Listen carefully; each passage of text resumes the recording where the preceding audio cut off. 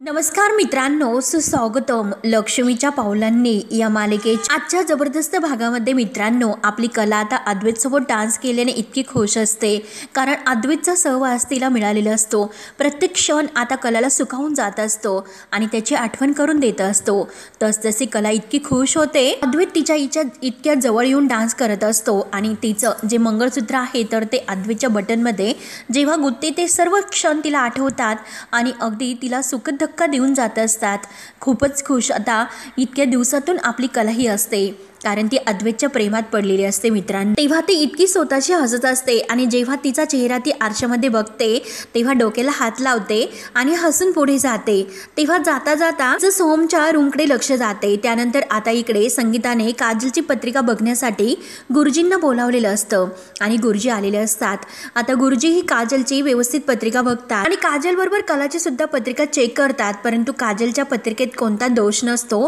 परंतु आता कलाची जेव्हा पत्रिका चेक करतात तर गुरुजींना धक्काच बसतो। गुरुजी म्हणतात की अरे बापरे। संगीता घाबरतच विचारते की गुरुजी अहो काय झालं। तर गुरुजी म्हणतात की हे बघा संगीता वहिनी, काजलच्या बाबतीत काही नाही, परंतु कलाच्या बाबतीत मात्र एक खूप मोठं असं सावट तिच्या संसारावर पडलेलं आहे। संगीताला आता गुरुजींचे हे बोलणे ऐकून मात्र खूप टेन्शन येते। संगीता म्हणते की म्हणजे अरे देवा, कारण काजलच्या पत्रिकामुळे थोडासा दिलासा मिळाला होता, परंतु अरे देवा या कलाचं काय। आणि कला तर म्हटली होती की सरोज मॅडमला त्यांच्या दोघांचं नातं पसंत नाही, काही कलावर टेन्शन येणार, म्हणून संगीताला खूप टेन्शन येते आणि कलाची काळजी वाटते, कारण नक्की आता काजलच्या बाबतीत काही नाही कलाच्या बाबतीत आता नवीन काहीतरी घडते की काय, म्हणून ती अंबाबाईला हात जोडते। तेव्हा गुरुजी म्हणतात की हे बघा आपण काही करून फरक पडणार नाही, तुम्ही फक्त आता अंबाबाईची पूजा करा, तिचं नामस्मरण करा आणि जे काही करेल आता तीच करेल आणि कलाला या संकटापासून तीच वाचू शकते। आपल्या हातात काही नसतं, विधिलिखित आहे ते आपण नाही बदलू शकत। त्यानंतर आता सोहम रूममध्ये असतो आणि जेव्हा त्याने काजल सोबत डान्स केलेला असतो तेव्हा काजल त्याला जे जे काही बोललेली आहे ते सर्व काही त्याला आठवते आणि आता काजलच्या ह्या बोलण्याने मात्र सोहम खूप टेन्शनमध्ये येतो। नक्की आता काय करू आणि काय नाही अशी त्याची अवस्था होऊन तो अगदी डोक्याला हात लावून विचार करत असतो। परंतु आता कला तेथून जात असते आणि कला आता पुन्हा हसत हसत इतकी खुश असते। जेव्हा ती सोहमकडे तिचं लक्ष जातं तेव्हा बारीक विचार करून ती सोहमकडे बघत असते। तेव्हा नक्की काहीतरी आहे, सोहमला कसलं तरी टेन्शन आहे हे आता कलाच्या लक्षात येते। तेव्हा कला आता सोहमकडे बघून विचार करते, एकदा मी सोहमशी बोलून बघू का, नक्की कसला विचार करत असेल हा। आणि परत ती विचार करते की नाही नको, मी जर त्याच्याशी असं डायरेक्ट बोलले तर चांदेकरला ते नाही आवडणार, अगोदर चांदेकरला त्याच्याशी बोलून दे, कारण मी जर थेट आता सोहमशी बोलले तर तो बोचकपणा होईल, म्हणजे त्याला तसं वाटेल, त्यापेक्षा मी आता डायरेक्ट अद्वैतशीच बोलते असं ती आता ठरवते। म्हणून ती लगेच आता बोलण्यासाठी अद्वैतकडे येते। अद्वैत रूममध्ये आता काम करत असतो। तेव्हा आता तेथे आल्यानंतर ती लगेच अद्वैतला म्हणते की चांदेकर मला तुझ्याशी थोडंसं बोलायचं आहे। तेव्हा आता अद्वैत म्हणतो की हो बोल ना लवकर। तेव्हा कला सांगते की हे बघ, अरे जेव्हा आपल्या रूममध्ये आपण येत असतो तर वाटेत सोहमची रूम लागत असते। तेव्हा आता अद्वैत लगेच म्हणतो की त्याचं काय, जे काही आहे ना तुला बोलायचं तर मुद्द्याचं बोल। तर कला सांगायला सुरुवात करते की अरे त्याच्या खोलीचं दार हे अगदी उघडं होतं थोडंसं, म्हणून मी सहज डोकावून तेव्हा मी बघितलं तर सोहम खरंच खूप विचारत होता, कुठले तरी विचार तो करत होता, अगदी डोक्याला हात लाव, म्हणजे मला असं वाटतं की नक्की त्याच्या मनामध्ये काहीतरी आहे, तू एक काम कर एकदा त्याच्याशी बोलून बघतो का। तेव्हा आता अद्वैत म्हणतो की हे बघ खरे, अगं तू काही वेड लागलं की काय तुला, परत परत तेच काय बोलतेस। त्यावर आता कला म्हणते की चांदेकर अरे मी परत तुला तेच सांगते, मग एकदा तू गांभीर्याने त्याच्याकडे बघ, त्याचा विचार कर, तू तुझ्या भावाशी जर बोलला तर त्याने काही आभाळ कोसळणार नाही, त्यामुळे तू एकदा नक्की बोलू शकतो। तेव्हा आता अद्वैत चिडतो। अद्वैत म्हणतो त्याच्या मनात जर काही त्याला सांगायचं असेल तर तो नक्की एकदा तरी माझ्याशी बोलू शकतो, कारण स्पेस या शब्दाचा अर्थ तुला कळतो का। तेव्हा आता कला म्हणते की हो चांदेकर, अरे नक्की पण ती पोकळी आहे की स्पेस आहे हे कळायला हवं, स्पेसच्या जागी माणूस एकटा पडायला नको म्हणजे झालं। त्यावर आता अद्वैत म्हणतो अरे हे बघ प्लीज तू आता विषय वाढू नको, अगं एखाद्याला आपण स्पेस कशासाठी देतो, कारण त्याला विचार करायला थोडासा वेळ हवा, त्याला तो मिळावा म्हणून देतोस ना, म्हणजे हे बघ आपण समजा त्याला स्पेस दिली नाही आणि डायरेक्ट आपण त्याच्याशी बोलायला गेलो तर याचा अर्थ काय होतो की आपण त्याच्यावर कुठला तरी विचार लादण्यासाठी जबरदस्ती करतो। त्यावर आता कला म्हणते की हे बघ चांदेकर, अरे हे लादणं नाही, मला फक्त इतकंच वाटतं की नक्की सोहमला काहीतरी बोलायचं आहे, कारण तू इतका टेन्शन टेन्शनमध्ये दिसतो, नक्की त्याला काहीतरी सांगायचं आहे म्हणून मला असं वाटतं जोपर्यंत तो बोलत नाही तोपर्यंत आपण त्याने बोलावं असे का वाट बघतोय. एकतर तो हो म्हणेल किंवा नाही म्हणेल, असं काहीतरी तो सांगेल. आपण जर एकदा त्याच्याशी बोलून त्याला विचारलं नक्की तो कसला विचार करतोय, मग नक्की तो काहीतरी आपल्याला सांगेल ना त्याबद्दल. आणि जर त्याने आपल्याला सांगितले तर त्याच्या मनावरचा भार हलका होईल. आणि तो जर नाही बोलला तर मात्र आपल्या मनावरचा प्रश्न दूर होईल. कारण तो जर म्हणाला की खरंच हे लग्न करून मी आनंदी आहे, खुश आहे, तेव्हा मात्र कुठेही प्रश्न तर मिटला आणि आपल्या मनातील सुद्धा शंका दूर होईल रे. अरे मला फक्त इतकंच म्हणायचं आहे की अरे जरीही आपण त्याला काही विचारलं तरी त्यातून आपलं असं नुकसान काही होत नाही. आणि हे बघ मला असं वाटतं की उद्या असं काहीतरी व्हायला नको की जे काही घडलेलं आहे आणि त्याबद्दल आता आपण विचारता राहूनच गेलं, ही सल आपल्या मनामध्ये राहायला नको. म्हणून मी तुला आता समजावते की आता तू एकदा विचार करून बघ. तेव्हा आता अद्वैत म्हणतो की हे बघ अगं खरे तू काहीतरी वेगळाच विचार करते. मी सोहमला लहानपणापासून माझ्या भावाला ओळखतो. आणि काय ग तू सोहमला कधीपासून ओळखते? 1 वर्ष झाले ना. अगं सोहमला सुद्धा मग त्याला वेळ दे. अगं लग्न म्हटल्यानंतर आता मुलांना टेन्शन तर येते. त्यावर आता कला म्हणते की अरे प्रश्न फक्त लग्नाचा नाही तर प्रेमाचा सुद्धा आहे. त्यावर आता लगेच अद्वैत म्हणतो की एक्झॅक्टली, आणि ते सर्व तुला कसं कळणार?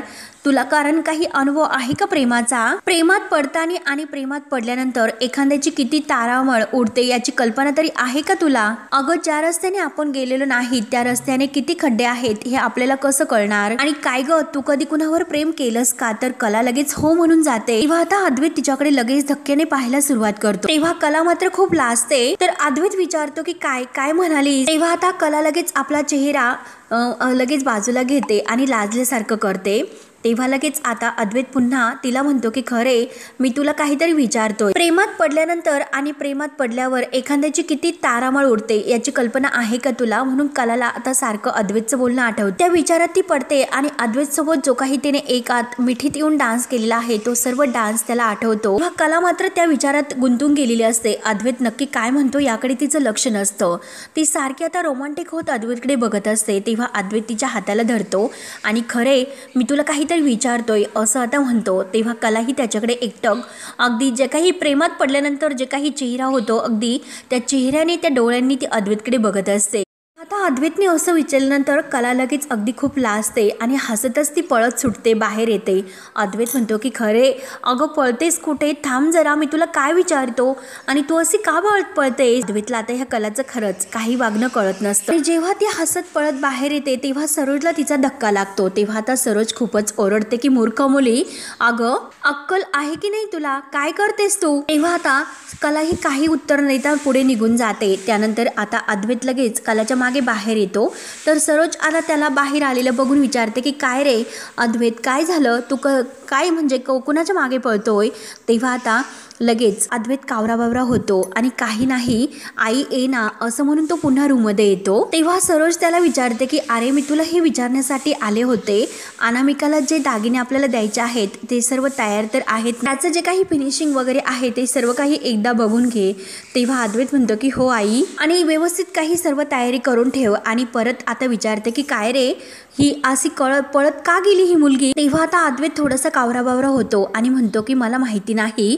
तेव्हा मात्र सरोज विचारते की अद्वैत परंतु ती अशी घरातल्या घरात का धावतेस? अद्वैत काही उत्तर देत नसतो. तेव्हा सरोज म्हणते की ठीक आहे जाऊन दे. त्यानंतर आता इकडे काजल सुद्धा विचारत असते. काजल आता विचार करते की सोहमशी एकदा बोललं पाहिजे, जे काही मनात आहे ते त्याला सांगायला हवं. आणि तेवढ्यात कला ही धावतच येते आणि काजलला इतकी घट्ट मिठी मारते.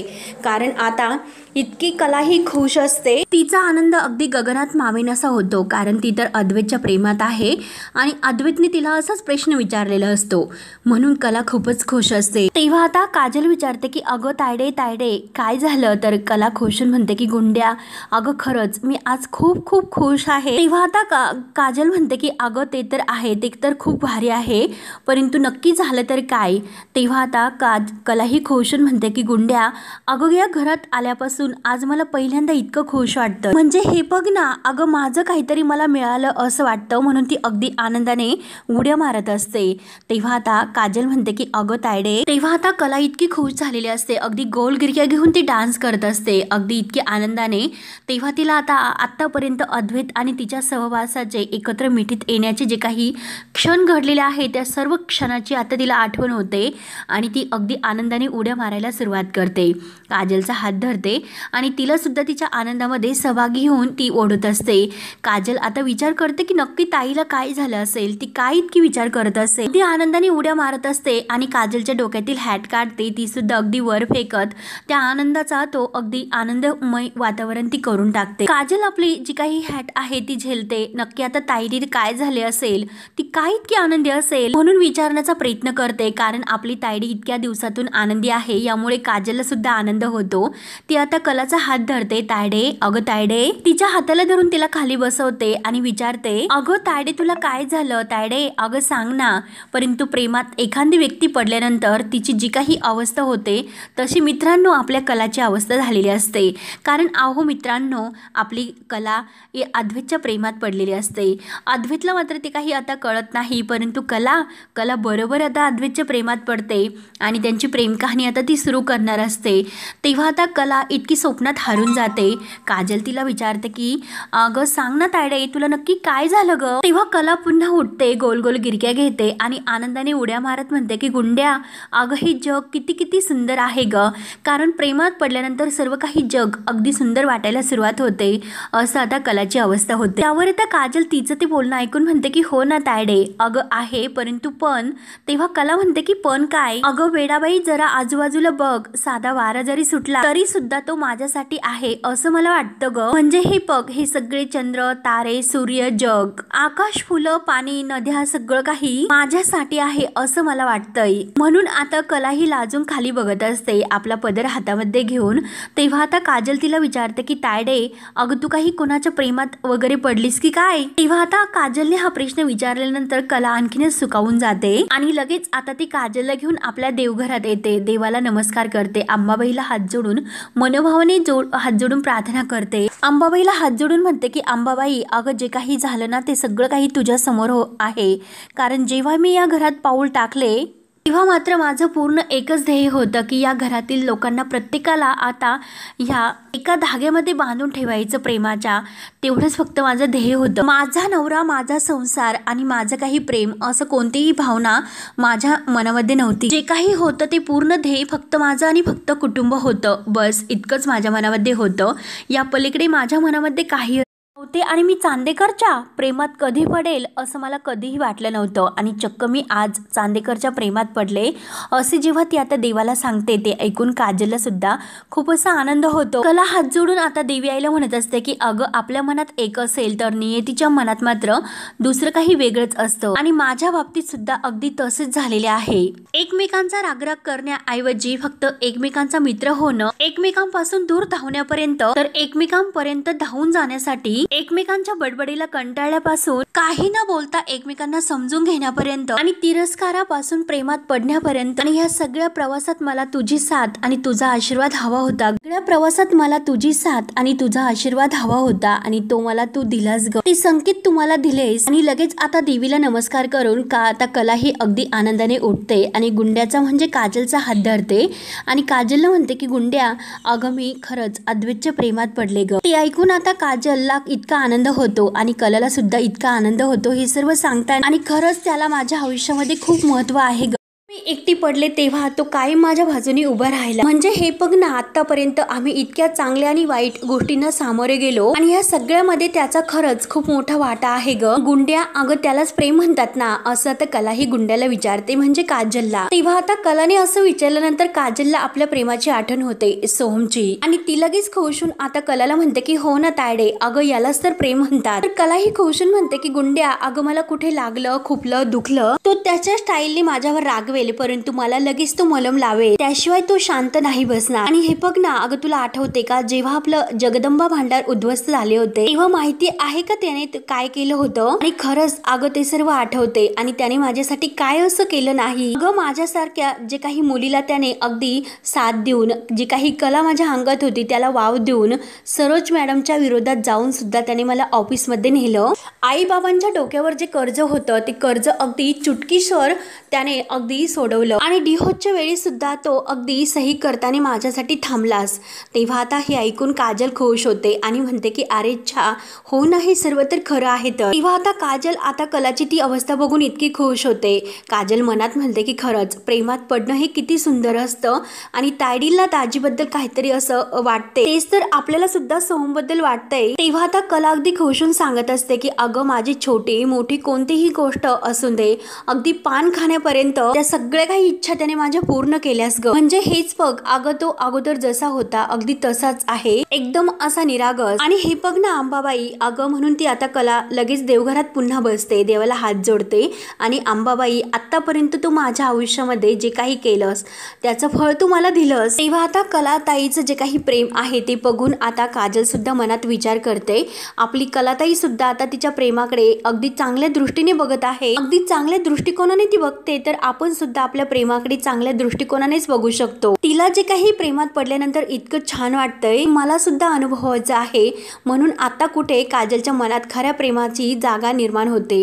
कारण प्रेमाबद्दल आता तिच्या मनात काही असं नसतं, परंतु सोमच्या ती आता प्रेमात पडलेली असते. आणि काही झालं तरी सोमला मला ते सांगायचं असं आता ती ठरवते. आणि हे सर्व करण्यासाठी मला एकदा तरी सोमशी बोलावं लागेल. म्हणून आता तिला सोमशी बोलण्याचा एक खूप मोठा क्ल्यू मिळतो आणि तिला लगेच तिच्यामध्ये अगदी भावना निर्माण होते की सोमशी बोलायला हवं. म्हणून ती धावतच आता सोमशी बोलायला बाहेर जाते. तेव्हा कला तिच्याकडे बघ आणि खुश होत पुन्हा आपल्या अंबाबाईला हात जोडते. कलामुळे आज मात्र काजललाही समजलं असतं की प्रेमात पडणं हे किती अगदी आनंददायक असतं, स्वतःला किती आनंद देण्यासारखी ती गोष्ट असते. म्हणून काजल सुद्धा आता बोलण्यासाठी अगदी सज्ज होते. त्यानंतर कलाही आता देवी अंबाबाईला म्हणते की देवी अंबाबाई, तू माझ्या आयुष्यामध्ये जे काही चांगलं केलंस आणि त्या सगळ्याचं फळ मला चांदेकरच्या रूपात मिळालेला आहे. आतापर्यंतच्या प्रवासात नेहमी मला तुझी साथ मिळाली. आणि हे बघ अद्वैत जर माझा विचार करत असेल, तो जर यापुढे माझ्या आयुष्यामध्ये असेल तर असं काहीतरी देवी आई तू मला संकेत दे. चांदेकर मला आयुष्यभरासाठी जोडीदार म्हणून हवा आहे. तेवढ्यात आता मित्रांनो होतो काय देवीचा चमत्कार. चांदेकर आता कलाच्या आयुष्यभर सोबत आहे याचा दृष्टिकोन, याचा एक खूप मोठा संकेत म्हणजे आपली देवी आई लगेच देते. जे काही देवी आईच्या डोक्यावर जे काही वाहिलेलं ठेवलेलं फूल आहे ते फूल लगेच खाली पडते. आणि कलाला आता हे सर्व बघून आश्चर्याचा धक्का बसतो. तिला खूप आनंद होतो. ती तोंडाला हातच लावते. देवी आईची जी काही लीला आहे ती बघून खरंच अगदी आश्चर्याचा धक्का बसतो. तेव्हा कलाला आता समजते की खरंच मी चांदेकरच्या प्रेमात पडलेले आहे. देवी आईच्या कृपेने मला तो संकेत मिळाला. आई, मला तुझा संकेत मिळाला. म्हणून कला ही देवीला मनोभावाने हात जोडते. आणि तेवढ्यात आता ही नैना बाहेर येते.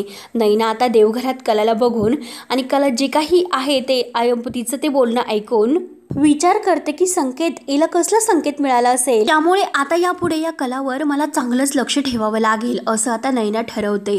तेवढ्यात आता कला ही नैनाकडे सुद्धा लक्ष देत नाही आणि अगदी धावत धावत तिला इतका आनंद झालेला असतो कारण आज तिला अद्वैतच्या प्रेमात पडल्याचा एक देवी आईने संकेत दिलेला आहे. आणि ती धावतच नैनाला धक्का देऊन रूममध्ये पळत जात असते.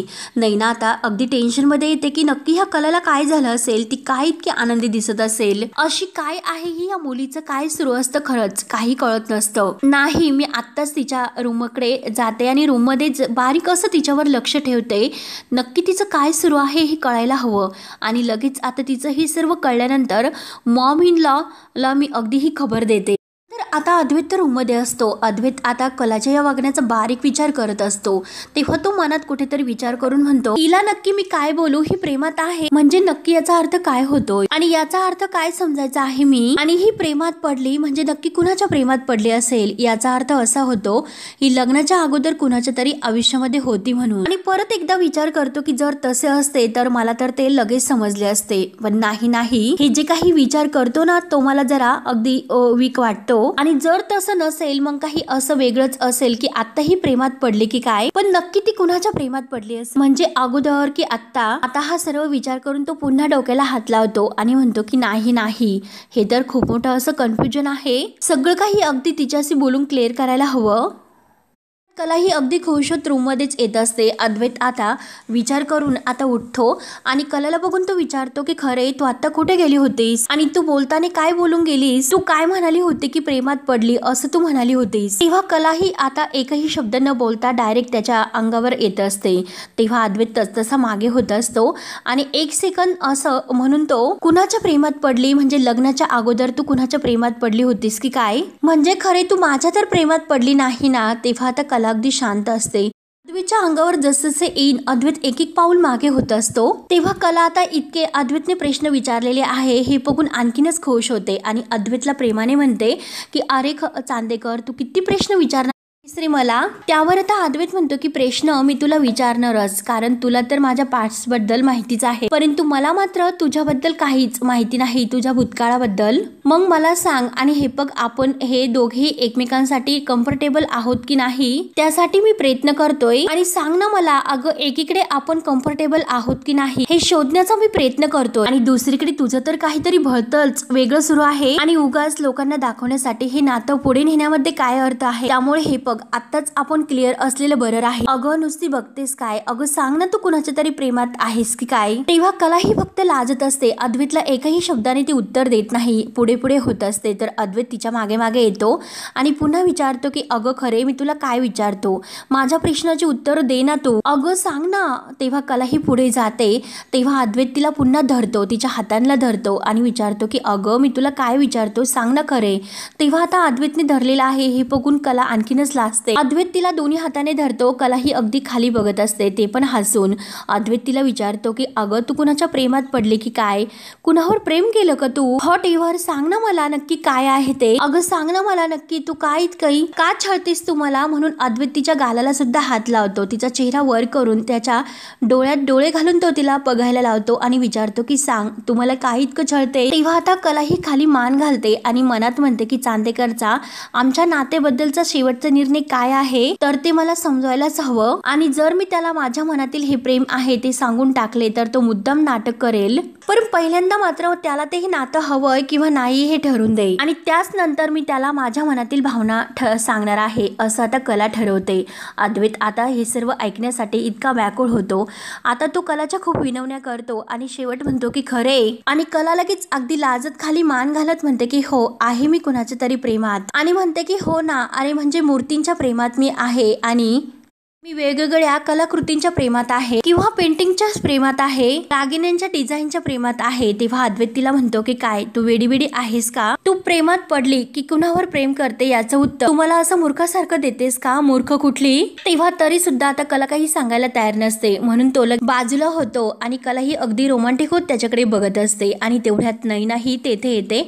अगदी रूमला कान देऊन ती ऐकण्याचा प्रयत्न करते की नक्की ह्या कलाला काय झालं असेल, ती इतकी आनंदी का दिसत असेल. तेव्हा आता अद्वैत म्हणतो की तुझ्याशी बोलून काहीच मूर्खपणा आहे, त्यामुळे तुझ्याशी बोलायलाच नको. तेव्हा आता कला लगेच चांदेकरला म्हणते की चांदेकर, अरे मी तुला जर आता एक प्रश्न विचारला तर तू त्याचं उत्तर देशील का. तेव्हा आता कला ही अद्वैतला म्हणते की प्लीज ऐकून घे ना माझं. तर अद्वैत म्हणतो की काय मी तुझं ऐकू. कला म्हणते की प्लीज फक्त 2च मिनिट तू माझं ऐकून घे. बघ ना, अरे जेव्हा तू नयनाताईच्या प्रेमात होता त्यानंतर प्रेमात पडलास का रे. तेव्हा आता अद्वैत नाही म्हणतो, मी त्या प्रेमात नाही पडलो असे जेव्हा सांगतो तेव्हा कला म्हणते की म्हणजे तू प्रेमात पडणार नाहीस का. तेव्हा अद्वैत म्हणतो की मी असं कुठे म्हटलो. तेव्हा कला हसून विचारते की म्हणजे तू पडू शकतोस. तेव्हा आता अद्वैत म्हणतो की हो ना अगं पडू शकतो. तेव्हा कला लगेच आपला हात त्याच्या हातामध्ये देण्यासाठी पुढे करते आणि ठीक आहे तुला तर तुझ्या प्रश्नाची उत्तर मिळाली ना असं म्हणते. तर अद्वैत हो म्हणतो आणि का असं विचारतो. तेव्हा आता कला म्हणते की अरे मला तुला काहीतरी विचारायचं होतं. अरे तू प्रेमात पडला नाही हे मला माहिती आहे, परंतु अरे तुला कशी मुलगी हवी आहे असं तो अद्वैतला जेव्हा कला विचारते तेव्हा अद्वैत म्हणतो की काय काय म्हणतेस, काहीतरी तू का असे प्रश्न मला विचारते. तेव्हा कला म्हणत असते की हो ना, अरे त्या बाबतीत फक्त मला तुझं ओपनिंग हवं आहे, सांग ना मग नक्की तू कुठल्या तरी मुलीच्या प्रेमात पडला का. तेव्हा आता अद्वैत म्हणतो हे बघ, माझं ओपनिंग तुला सांगून उपयोग काय, आणि हे बघ मला वेंधळेपणा करणारी, अगदी बालिश वागणारी, धसमुसळेपणा करणारी, कपडे इकडे तिकडे टाकणारी आणि कुठलंही काम ऐनवेळी करणारी आणि कुठल्याही गोष्टीचं प्लॅनिंग न करता येणारी, असं आता कला जेव्हा त्याचं बोलणं ऐकते आणि मनात म्हणते की म्हणजे याला नक्की माझ्यासारखीच मुलगी हवी आहे ना, जे काही तो त्याबद्दल सांगतो अगदी तेच गुण माझ्यामध्ये आहे. याचा अर्थ असा होतो की त्याच्या मनामध्ये फक्त आणि फक्त मीच आहे. हे आता बघून ती इतकी खुश होते आणि हा भाग येथे संपतो. तर पुढील भागामध्ये कला ही अद्वैतला म्हणते ओके आणि नाईस पॉइंट. त्यानंतर आता अद्वैत म्हणतो की तू ज्या कलेबद्दल बोलतेस ना ती कला मला आवडते. तेव्हा आता असं म्हटल्यानंतर आता नयनाच्या हातातून मोबाईल खाली पडतो आणि त्याचा आवाज आता अद्वैत आणि कला हे दोघे ऐकतात. कला आणि अद्वैत आता दोघेही बाहेर येतात तर नयना लगेच तिथून लपते. त्यानंतर आता संगीताचा कार्यक्रम असतो. संगीता आता कलाला म्हणते की हे बघ, तुमच्या दोघांच्या संसारात काहीतरी अडथळा येईल असं काहीतरी कृपा करून तू करू नकोस. त्यानंतर आता कला ही रूम मध्ये तयार होत असते आणि ती अद्वैतला म्हणते की चांदेकर अरे प्लीज मला हे लावून देशील का. अद्वैत सुद्धा आता खूप छान तयार झालेला असतो आणि आपल्या हाताने आता तो मंगळसूत्राची चेन आहे ती लावून देतो. कला तसतशी अगदी खुश होते. त्यानंतर आता कला आणि अद्वैत आता संगीताच्या कार्यक्रमात इतकं छान मस्त तयार होऊन डान्स करतात.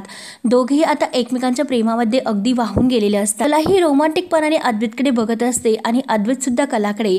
तेव्हा मित्रांनो, आता आपल्या अद्वैत आणि कला या दोघांची प्रेम कहाणी कशी सुरू होते हे बघणं आता खरंच खूप असं इंटरेस्टिंग ठरणार आहे. त्यासाठी मित्रांनो आपल्या चॅनलला नक्की सबस्क्राईब करत राहा.